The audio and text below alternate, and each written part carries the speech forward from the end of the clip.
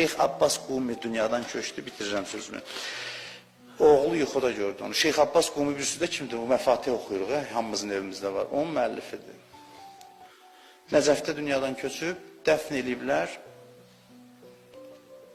Mən ancaq o yuxuları danışıram ki, Quran və hədislərə uyğundur. Başqa yuxu danışmıram. Quran və hədisə zidd olan yuxu danışmıram. Bu yuxunun mötəbərliyinə bir zərrə şübhəm olsaydı danışmazdım, Allah hamd olsun. Şeyx Abbas Qumi dünyadan köçüb, oğlu yatır dəfn gecəsidir. Dəfn eləyib elə qəbrinin əvvəl gecəsi. Dəfn eləyiblər günorta. Axşam yatır, yuxuda atasını görür. Deyir, ata mənə bərzəxündən danışa bilərsən? Deyir, bəli, danışarım.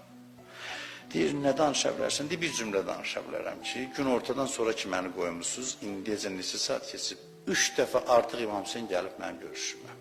3 dəfə. 3 dəfə gəlib. Demirəm, məni aparıblar İmam Hüseynin yanına. Bir var, deyir ki, gəlib mənim görüşümə.